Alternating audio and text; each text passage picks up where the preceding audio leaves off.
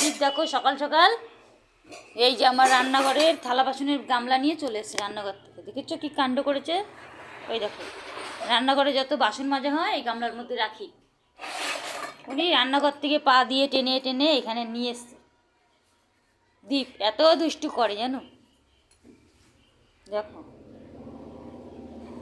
ওই দেখো, দেখেছো দেখেছো এরকম করে করে রান্নাঘর থেকে সব বাসন নিয়ে চলে এসছে বারান্দা। হ্যাঁ, এই ঘর থেকে ওই ঘর, ওই ঘর থেকে সেই ঘর, খালি এই করে গামলাটা নিয়ে, জানো রান্নাঘরে গামলাটা রাখতেই পারি না। এই দেখো নিয়ে যাচ্ছে, কি কাণ্ড করে দেখেছো? হাই বন্ধুরা, গুড মর্নিং। এই আমি সবজি কাটতে বসেছি। পুঁই শাক, আমাদের বাড়ির গাছের পুঁই শাক। পুঁই শাক খেতে কে কে ভালোবাসো বলো? পুঁই শাক খেতে আমি ভালোবাসি, কিন্তু পুঁই শাকের ভীষণ অ্যালার্জি। অ্যালার্জির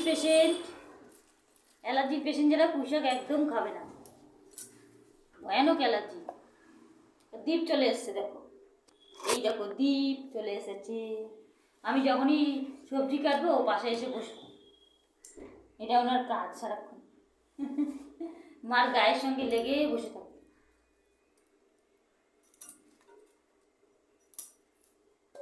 কেন রে তোর মনের মতো হইতে পারলাম না, কত তোকে ভালোবাসি কইতে পারলাম না।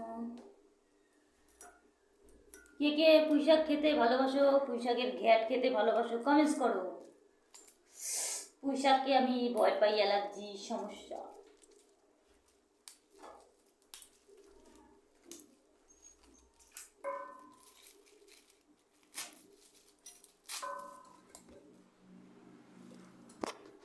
বাই বন্ধুরা, সি ইউ, ভালো থাকবেন।